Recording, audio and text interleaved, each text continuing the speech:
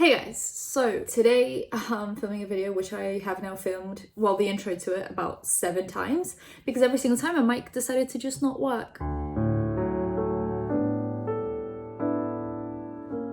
Anyway, today's a mini tea, but like I said in most of my videos now, petitions and donations in description so you can learn more and help out with the protest and anything else that is happening. And yeah, Instagram, Twitter, follow me on there. I'm not on there right now too much just for my own mental health and sanity, but I will be back and better. And I still check DMs on Twitter, which is the main place where if you have a story that you want me to cover desperately, I check every single DM on Twitter. I don't reply to them because that would take years, but I do go through every single one and collect stuff. So if you have a story that you desperately want me to cover, Twitter DMs is where it's at. I don't check Instagram DMs, I'm gonna be honest with you guys, because that is a weird place that you don't want to be. But yeah, second channel in description. I post kind of me stuff on there, whether it's makeup or just life related things or just funny things that I feel like I want to do. Then yeah, that's your place to be if you want to see all of that. But let's get into the video. Recently, Danielle Bregoli, also known as Bhad Bhabie, has taken a break off of social media and everything else. And I think it was her management that posted saying, Danielle has been working hard for the past few years and made a positive decision to take some much needed time off to attend to some personal issues. For the past week, she has been in a treatment center receiving and continuing to receive professional support. She loves her fans and has promised to return better and healthier than ever. Please respect her and her family's privacy at this time. Now, what I heard from watching more videos on the situation is that she actually has a pill addiction, which I guess she's been using to cope with everything that's been happening in her life. Now, I think Danielle Bregoli's case is a bit of a weird one. She was a 14-year-old teenager who was completely out of control, and what they ended up doing was give her attention because she was out of control. So what do you think a 14-year-old is going to do when she receives a career because she's out of control? She's going to continue being out of control, and it's only gotten worse since then. Like, she started fights and she was just rude on the internet, and yeah, there's just things that she's doing that she clearly knows is going to give her more attention and more money and more, yeah, just more of a career. But the thing is, that has to take a toll on you somewhere. She is very young, and I think having that many people hate you is okay at first, and then it kind of becomes a little bit more difficult to cope with once you realize that they actually hate you. There are people out there that actually despise you, and I'm not surprised that she's been coping with things in such a way. But yeah, I'm just kind of sad that there is another case of basically a teenager just ending up with some kind of an addiction caused by whether it's like social media or just any like celebrity lifestyle. It just happens over and over again, and it feels like people aren't learning from mistakes, because I don't think anyone realizes how difficult it is until they get into it and they're like, oh, people weren't lying, this is tough. So yeah, I think I'm glad that she's actually taking some time to herself to figure things out, and I'm hoping she comes back a little bit different. But matter of fact is, she might come back a little bit different, but the moment she realizes that she's not getting the attention that she used to get, she will go back to her old ways. It's just how your brain is wired. Your brain is wired as a like punishment and reward system. If you get punished for something, you're not going to do it again, and if you get rewarded for something, you're going to keep on doing it whether you want to or not. That's just how your brain is wired. And if she keeps on getting rewards, aka money and clout, for bad behavior, she's going to continue to do that bad behavior. Do you know what I mean? So recently, FazeAdapt, his name's Alex according to Tana Mojo, so his name's Alex. I'm so like unaware of all of their names. So Corinna Kopf tweeted out saying, my ex still follows my dog but has unfollowed me on everything, feels bad. And then he replies to that saying, when you date every dude in LA, that will probably happen. And Tana obviously replied to that saying, why tweet that, Alex, come on. And she goes, since you think you know my sexual habits so well, Alex, I've dated 3 guys, and in the 6 years I've lived in LA, I've had a total of 9 inside of me. Not that it should even matter, but probably far less than you, but go off. And then people obviously started calling him out for like shaming and all that stuff, and he ended up tweeting out saying, I grew up in a household with 4 women. Their names are Sydney, Vienna, Milan and Paris. I respect women and I love my sisters, but I don't condone snake ass hoes.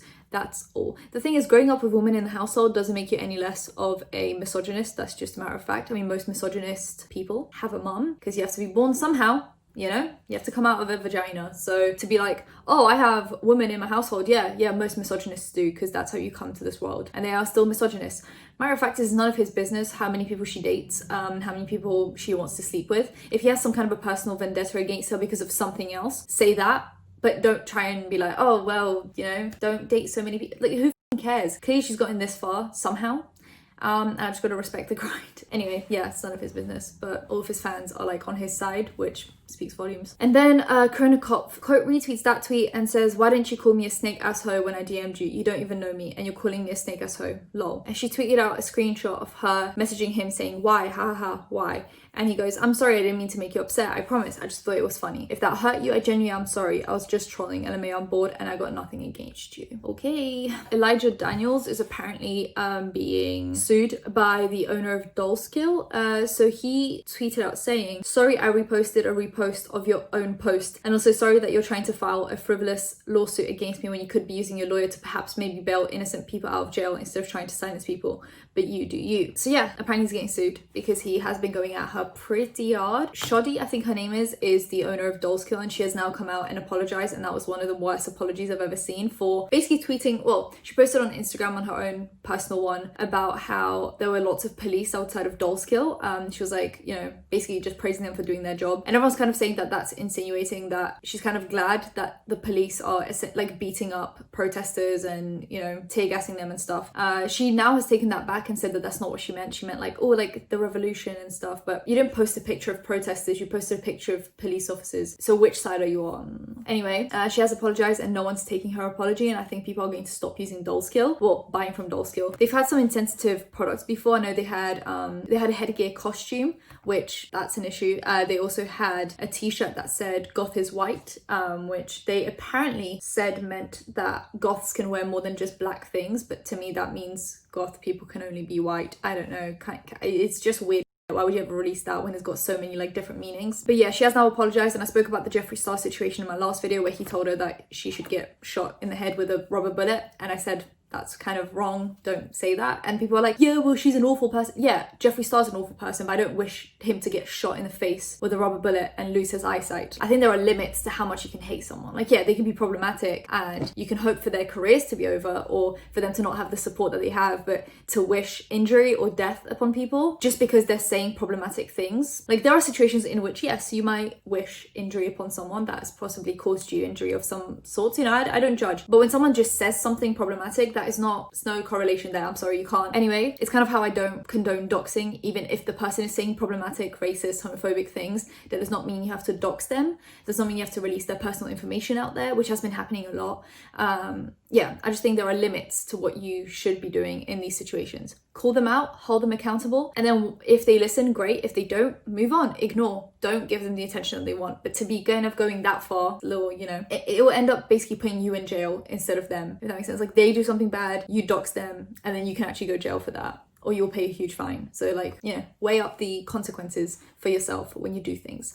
The next piece of tea is BonAppetit. BonAppetit is one of my favorite channels. It is a cooking related channel where my favorite person, Claire, basically makes gourmet versions of store-bought food. For example, like Pringles or Ben & Jerry's. Just, she makes lots of gourmet. She made Cheetos, Doritos. Yeah, she made lots of stuff. Anyway, Claire from the BonAppetit test kitchen is an icon, an angel, and I do not want to drag her into this because wow, but we must talk about BonAppetit. So recently a picture of the editor-in-chief called Adam of BonAppetit came out of him in brownface, and no one's really liked him before then, and this was kind of, I believe, like the last straw. People already kind of didn't like the persona. Like, he pretended he knew more than all the chefs when he literally didn't know anything about cooking, which is insane for an editor-in-chief of a food magazine.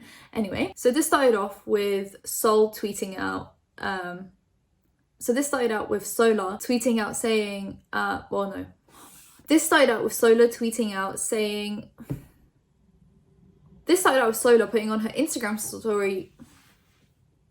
This started out with Solar putting out on, this started out with Solar, I'm gonna cry. This started out with Solar putting on her Instagram story saying, that just made no sense. So this all started when Solar, one of the like editors in the kitchen, putting out Instagram stories saying, I am angry and disgusted by the photo of Rappaport in brownface. I have asked for his resignation. This is just a symptom of the systematic racism that runs rampant within the Condé Nast as a whole. Condé Nast. And then she puts out another one saying, I demand not only the resignation of Rappaport, but also to see BIPOC given fair titles, fair salaries, and compensation for video appearance. appearances. I've been at BonAppetit for 10 months. I am 35 years old and have over 15 years of professional experience. I was hired as an assistant editor at 50k to assist mostly white editors with significantly less experience than me. I've been pushed in front of video as a display of diversity. In reality, currently only white editors are paid for their video appearances. None of the people of color have been compensated. So because of coronavirus, they have been posting videos from home. So they'll send them like a task to do and they have to do it at home and then send it back to them. So Alex Delaney posted on Instagram saying, I am disgusted by the photo of our editor-in-chief in brownface, and I stand with and thank the BIPOC staffers at BonAppetit Mag who have been working in a system that has made it harder for them to succeed than it has for me to succeed. I have absolutely benefited from this system. This is both a damnation of the inexcusable behavior and a promise to learn, question, educate, and put in the work to create a system that views all BonAppetit Mag staffers as well as outside photographers, writers, chefs, and people in the same light. And then Molly posted saying, here's where I will start to make a change. I will not appear in any videos on BonAppetit until my BIPOC colleagues receive equal pay and are fairly compensated for their appearances. Who's with me? And then she added Morocco Chris, Andy, Lolly Music, Brad, and Claire. And at Lally Music posted, to be clear, it's insane that Solar is not compensated for videos and I can't contribute as a host until that changes. At Matt, please address this issue. I support Solar and I support this. And then I believe Claire and Brad also posted, and probably since then some other people have posted as well, but we're gonna see in the next video if there even is enough people to post the video who has stood behind their colleagues and who hasn't. So T. But Claire, the icon that she is, the angel, obviously is not posting videos on BonAppetit until everyone gets compensated. And I stan so hard. Thanks. And also Molly, sweetheart, and Alex and Brad. Sweethearts. Anyway, obviously things need to change. The fact that she has 15 years of experience and is being paid 50k a year in New York, 50k for 15 years of experience and is not being paid for her video appearances. I believe someone higher up at BonAppetit came out and said that there is no one that is, everyone is being paid equally and that people are being paid for appearances, but then it's like, okay, show the paychecks then. I want to see them. The next piece of tea is Norvina and ABH. So a creator called, see, I'm trying to make sure that I pronounce things properly, but this is their @ on Instagram. I believe it's Donida Kovitz, but yeah, could be anything. So they post a picture saying, standards. I've been alluding to this and hinting at this for months. I've already spoken about it before, but as nothing in my situation has changed, it's time to talk about it again, and this time permanently. Late last year, I was struggling financially and had asked Jackie Aina if she knew of any brands looking to collab. She put in a good word with Norvina of Anastasia Beverly Hills. We all know this. She mentioned it when she announced weeks later that I would be the brand's first ever content creator. She sent me a DM beforehand in terms of work. I explained what type of work I'd done for some other brands up to that point and stressed that I was looking for a full-time work. She said she could figure something out because she wanted to have me to do work for the brand. I had just gone viral thrice a week for my TikTok, so all my social media were blowing up. Great exposure for everyone. Cool. She asked me what I charged and I said $9.70 per post. She said that was great and told me someone would be in touch. Norvina announced a few days before Halloween that I was to be the brand's first ever content creator on Twitter. Asked if she could tag me and everything. A few days later was a Halloween party in LA, which I was attending. So when I got my official offer from Natalia, who runs PR, emails for the brand, offering me $1,000 per week for 2 pieces of content, we'll get back to that, but said the contract would come in a few days from a girl named Robin, as they were short-staffed and setting up and finishing planning the party. I said okay and thought nothing of it. I sent Robin on email introducing myself and got an automated response because she was at a wedding and out of office. First and foremost, $1,000 for 2 pieces of content breaks down to $500 per piece of content, which is not what I quoted. But I said, okay, $1,000 a week pays the bills. I can save, we can revisit and reestablish rate down the line when I'm situated. Never got to that point. After the party, I got a phone call from Robin introducing herself. This is where it started to get weird. She still had no contract to send me. It was now in the 2nd week of November and I had no contract. She said, we don't like to make bad deals, so we wait until Mercury is out of retrograde before we do any business deals. Like in a real ass life, I said, okay. Thinking, LA people are weird. I didn't get my contract until 2 days before Christmas. That's 2 months of waiting. In the meantime, Robin had me film and submit, which they were ultra nitpicky in editing, a Christmas takeover. In that contract, all, and I do mean all, my creative rights were stripped. I wasn't allowed to post my own content without written consent from the brand. They were to own it in perpetuity and gave themselves right to duplicate my work and slap their name on it as the author without my consent. I had my dad read over it. He then sent it to a lawyer who told me not to sign anything because the contract was predatory. Not only were my rights rights to my own work to be stripped, something else was wrong. The rate, it stated $1,000 for 4 pieces of content. I'm not so naive as to not pick up on the language used here, so I asked for clarification. That one question had myself and Robin emailing back and forth for months, well into February. I explained that that was not what I originally offered or what I agreed to, and what it sounded like was they were going to pay me one-time fee of $1,000 for 4 pieces of content. Broken down, that's $250 for each piece of work. Content that I charged damn near $1,000 for each. She skirted my questions and got agitated. The tone of some of her responses were clearly rushed and irritated that I wouldn't just sign the contract, even though it was wrong. In the midst of this, I emailed and DM'd Norvina. You facilitated this deal. You contacted me. You are the CEO of this branch of this brand, so why are you MIA? I got no response ever through the entire ordeal. In February, another person was brought on to mitigate because I was not budging. That's not the deal we made. I'm black, not stupid. So nah. No John Hancock from me. She was the one who eventually told me the COO will not allow us to make an open-ended deal for that amount of money, and our needs as a company has changed. So what we're offering you is $1,000 for 4 pieces of content. I was also not to be paid for work I'd already done until I signed that contract. I expressed my frustration and anger at being led on and led in circles for months. When I asked for them to CC Norvina on the email thread so she could clarify, they ignored my request. Feeling railroaded and like I had no other option, I signed the contract and I got paid $1,000 for 2 takeovers because I was still required to do the second takeover to fulfill the 4 items. My second takeover, they left up for 4 hours and then deleted it. No mention. I was so disgusted with my treatment and Norvina blatantly ignoring me that I started to talk about it on Twitter. When it started gaining traction, she sent me a message asking if she could call me that I ignored. What was there to say? She messaged Sandy Hirales and asked for my number, and Sandy called me and asked if I could please talk to her. So she called me and she said she had no idea what was going on, which I called her to the carpet for. How do you not know what's going on in your own company? She paid me $1,000 for my second takeover outright from her PayPal and said she was going to investigate. Apologized and said that she would call me back in a day or 2 with more answers. This was on March 23rd. I have not heard from her since. She's unfollowed my Twitter. I've received no new emails with updates or offers for work, even though I was assured that they would want to work with me in the future. I'm still on PR, though I'm sure once this is posted, that will change. After hearing from former ABH employees and other influencers who experienced similar treatment and seeing other Black creators rush to defend her actions or the actions of the brand last week in response to the Blackout and Black Lives Matter movement, I couldn't stay silent anymore. I feared retribution and being blackballed, and I still do. I don't want my career to end for telling the truth, but I'm still really hurt by how I was treated, and I'd be lying if I said I wasn't still angry at being ignored. And seeing people move like there isn't problematic happening is a no-go for me. I've always been transparent and honest. I have all the emails saved. I don't ever delete dealings with brands. Some of my friends and peers in the community have openly stated they will not support the brand anymore and have messaged me to apologize for not listening to me when I spoke about this months ago. I appreciate that. Listen to Black women, support Black people in general, but especially Black women. I'm tired of being strong and silent, and I'm tired of being tired. So it is coming out now that Norvina is kind of destroying the ABH brand. I feel like ABH for the longest time had a really professional aesthetic to them. Like, yeah, the makeup was fun and colorful, but it was also professional and it looked really put together and everything kind of was in its right place and everything was released with certain intervals in between, and everyone's kind of happy with how ABH was running the brand. It was very professional and very grown up and mature, and everything kind of just seemed like Anastasia. You know, it all screamed Anastasia. And the moment Norvina came in, I think she's been trying to turn it into a color pop morphe kind of a vibe where it's more releases,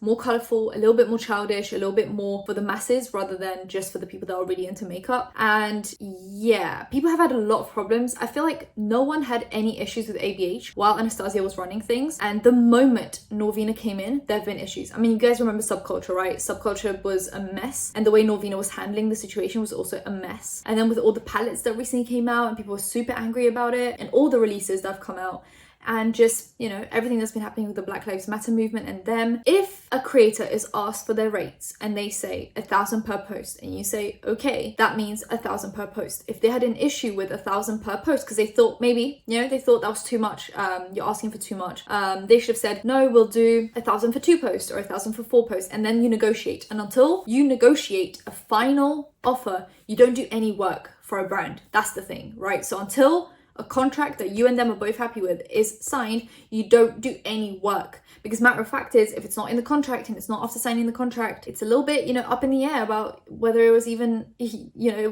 whether you were even required to do it. They might not even end up paying you. Like oral contracts are a thing, email contracts are a thing, but if the thing is the standard in the industry is signing a contract, they send you a contract with all your rates, when you have to post the content by, so on and so forth, and that's kind of just the standard that everyone sticks to. So until you sign a contract with the rates and everything that you agree to, you're not working for them. You're just posting free content for them.